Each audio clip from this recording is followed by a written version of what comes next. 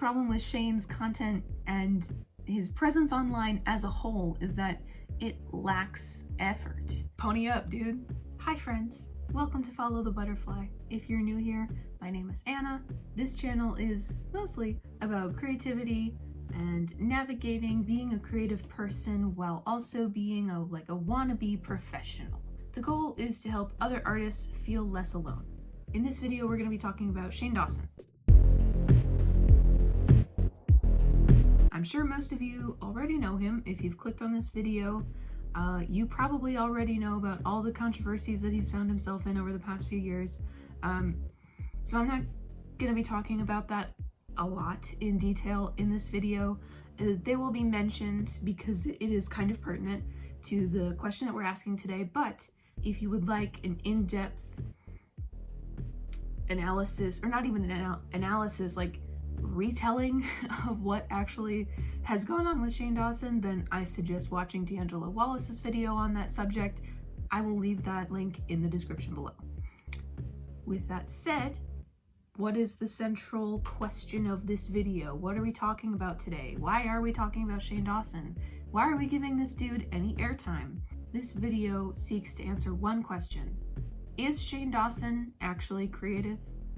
We will endeavor to answer this question by analyzing all the different eras of his content. I believe this question matters because Shane is often propped up as a titan of YouTube, I guess. The fan speak around him, especially before 2018, was very positive and very, very complimentary. Never really aware of Shane Dawson until like 2016. I'd heard his name before. Somehow I watched Onision as a kid and didn't end up watching Shane Dawson. Yeah, for whatever reason, one resonated with me more than the other. Sorry, I repent right now. I used to watch Onision. Anyway, for better or worse, Shane has managed to amass a gigantic, ravenous group of fans who will say anything about him, be supportive no matter what he does, and he's left the platform amidst several controversies and is now trying to come back. And I would like to bring some levity to this conversation and really answer the question: is Shane Dawson actually creative? So to do this, we have to first define creative, because if you and I don't have the same definition, then we're not really going to get the same thing out of this video. So when I Google searched it, this is what came up. It rang true for me, so this is what we're going off of. Creativity is defined as the use of the imagination or original ideas, especially in the production of an artistic work. With this definition in mind, we can move forward. Era 1. I am just calling this stereotyping.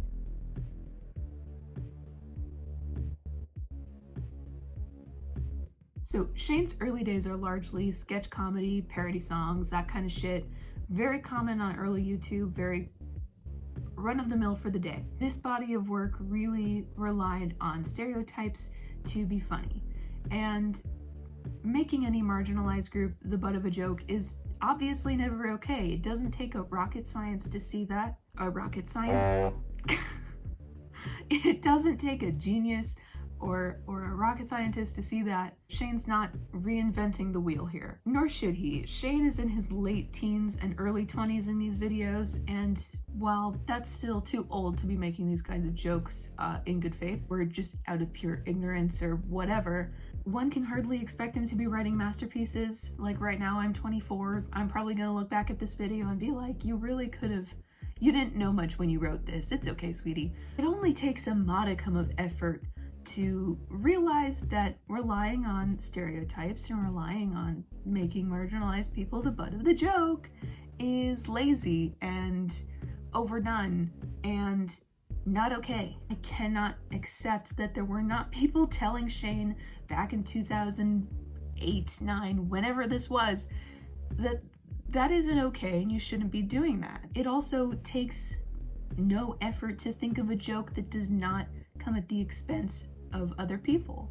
nor does it require a significant amount of thought to understand why a character named Shanae and coloring your skin brown might not be acceptable, might be racist and sexist. How making light of mental illness might not be something you want to do to a bunch of 12-year-olds. But that is what we will come to expect of Shane as we look through his content, as we explore the patterns that he perpetuated throughout his career. We'll see a significant lack of effort. Shane has demonstrated that he is not a thoughtful person. The next era, conspiracies.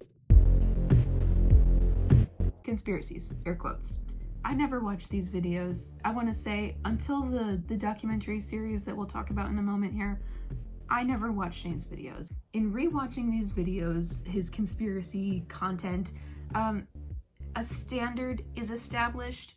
A lot of these conspiracy videos just have no through line. They don't have a moral. They don't have really anything going on in them. Shane's whispery delivery here is merely window dressing for the lack of anything going on in these videos. He recites well-known facts and really far reaches, really like weird far-fetched conspiracy theories, like people theorizing that Cardi B is part of the Illuminati and that she was like a hypnotic state was triggered just because she made a weird face on a red carpet. We're talking about the same person, right?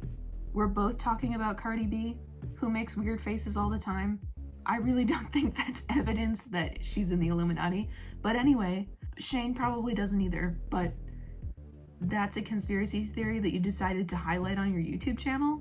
That's the most interesting thing you could find. Even in some of these videos, Shane does say, like, this isn't really a conspiracy theory, but it shows an absolute lack of effort. Sure, you can spend hours polishing a turd, but in the end, you still have a shiny turd. That is to say that the editing is just pounds and pounds of makeup on stories that are just pulled from the front page of Reddit. The effort here would be to curate something interesting, something, you know, several stories that have something in common, several stories that support one another. I feel like that would make a much more interesting conspiracy theory. But because Shane knows that he's marketing to 16-year-olds, he doesn't have to put that kind of effort into it. Plenty of other creators do it. Plenty of other people have entire channels dedicated to just reading Reddit stories. But they do, first of all, give the Reddit users credit, and they're also not pretentious about it. They're not given such high praise. Why is Shane the exception? And finally, the beefy section of the video. What we're all thinking about, what we all tend to think about when we think of Shane these days is his documentaries. It feels wrong to even call them that. The way I see it, documentaries are a lot like research papers. They usually have a thesis statement or like a profile in a magazine. They're there to showcase something that's unique or something that is rare. But Shane's documentaries don't have any sense of continuity. They meander from the central question, like what we see with his Jake Paul series. It starts out as a way to, like, is he a sociopath? And by like the 4th episode, we do find out no, he's not. But there's still more episodes after that that's just pure fluff for Jake Paul. They become more like vlogs than actual documentaries. And I will admit, I got sucked into the hype of these things because I'm interested in YouTubers. I'm interested in drama. YouTube drama is my reality TV. It's so fascinating and it makes me feel so good about myself. But the docuseries that really struck me as bad is Shane's series with Jeffree Star on making the conspiracy theory makeup palette. It was marketed and set up as like an inside look at the beauty world, but it was more so just an inside look at Jeffree Star Cosmetics. There was no inside tea, inside baseball. I don't even remember if there was like significant shade thrown at one creator or another, or one business or another, but it really wasn't that. It ended up just being equal parts Shane getting comeuppance against past managers and like bad money management from his past, or like bad merch deals, and equal parts him bragging about the wealth that he does have and the wealth that he will make. For example, the absolutely useless shots of him in the golf cart with Ryland just driving around their property. For what? How does that give us an inside look at the beauty world? That just gives us an inside look at his backyard. One that I didn't ask for. I wanted to learn about the beauty community. I wanted to learn about how a makeup palette gets made. We did get some of that. The actual meat of what was marketed to us could really have been pared down to like 2 episodes. The rest of it was drivel, it was garbage, it was vlogs. This series felt extremely unfinished and lazy. It felt rushed. It felt like there was no planning behind it. Now, documentaries don't always have to be extremely entertaining. You know, the gripe that something is boring does not mean that something is bad. You know, documentaries don't function purely to entertain. They sometimes function to educate, to reveal, but ultimately there is a point to documentaries, and they usually reach them. Good ones do, at least. For what some lack in narrative intrigue, like, they make up for in production value. So, for example, Planet Earth. Now, this is a big budget production that is not necessarily a 1-to-1 ratio with a YouTube indie documentary, and something that is funded by large corporations. But I digress. There's no storyline to Planet Earth. There's no story that people are invested in. It's a collection of episodes that highlight different species and natural habitats to educate you about them, and there is stunning cinematography. That is what makes it so special. And David Attenborough's narration. But Shane's series doesn't have either of these qualities. It's neither narratively interesting, nor is it visually interesting. Audible lens zooms and vlog style footage where, like, you can't use a tripod once. I'm sure Andrew was a really nice guy, but you can't use a tripod once, Shane?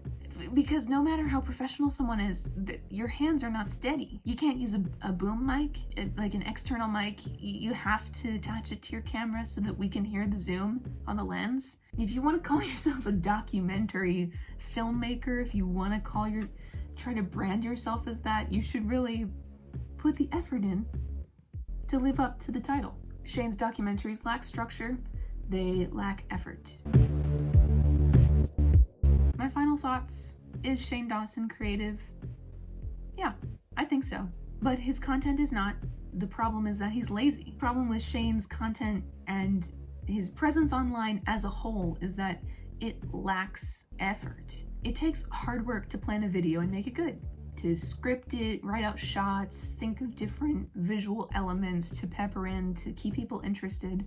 And it takes a lot of creativity to make it individual to you. It also takes a lot of hard work to be accountable for your actions. It takes hard work to look at your fatphobic, racist, pedophilic, derogatory statements and actions over the years and say, I did that and I'm sorry, and mean it, and actually do the work to repair your relationship with your audience and the people that you've hurt. It's obvious to me through Shane's work that he's not interested in putting forth the effort to being a great content creator.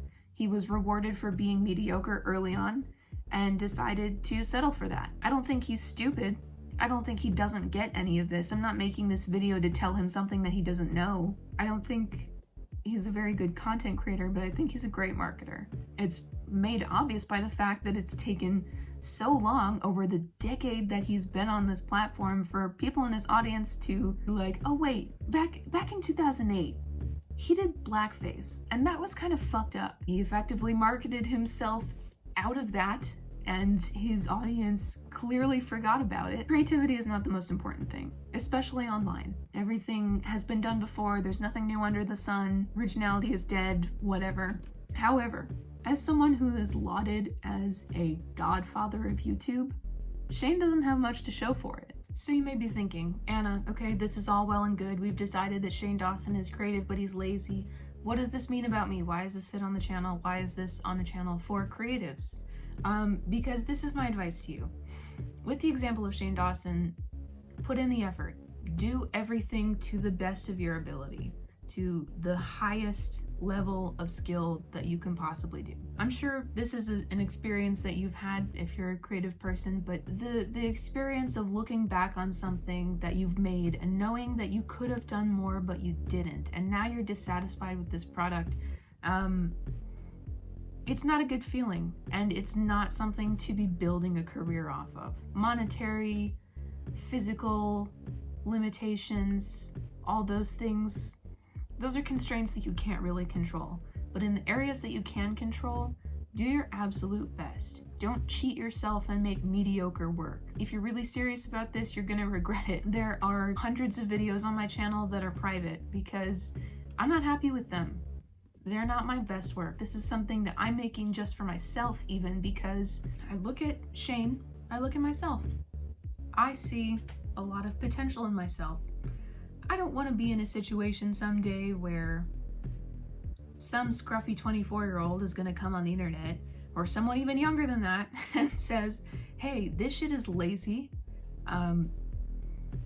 you could have done more, and you don't deserve the success that you have. I want to know in my heart of hearts that I am doing everything in my power to deserve the success that I have. But you know what? Not everyone is like me, so if that doesn't ring true for you, don't worry about it. Just take this as a nice little commentary piece about Shane Dawson. But if this speaks to you, if this strikes a chord and you tend to half-ass things because you were smart in school and you didn't have to try for grades, and now you're an adult and shit's harder than you expected, pony up, dude. You and me, we gotta do this together. Those are my thoughts on Shane Dawson. That is the conclusion I've come to. We have answered our question. That's how it's done. That's how you stick to a fucking theme. Notice how I didn't take you guys to the grocery store with me in the middle of this video. Thank you so much for watching. If you've made it this far, please leave me a comment and let me know what you think of Shane Dawson. Do you think he's creative? Do you think he's not? Do you agree with me? Disagree with me? All that shit. How do you feel about him? Let me know. If you would like to see more of me, all of my socials are in the link tree in my description. I make comics on Instagram. I make videos on TikTok. I make jokes on Twitter. Blah, blah, blah. I make earrings on Etsy as well. You can get those from my link tree. Here's a skull wearing headphones. Very cool, very fun if you want to get some for your hot girl summer or your hot boy summer, hot person summer. If you just get your ears out for summer, guys. Be a slut. That's gonna be it from me. Thank you so much for watching again. Be excellent to each other, and I will see you in the next one. Bye.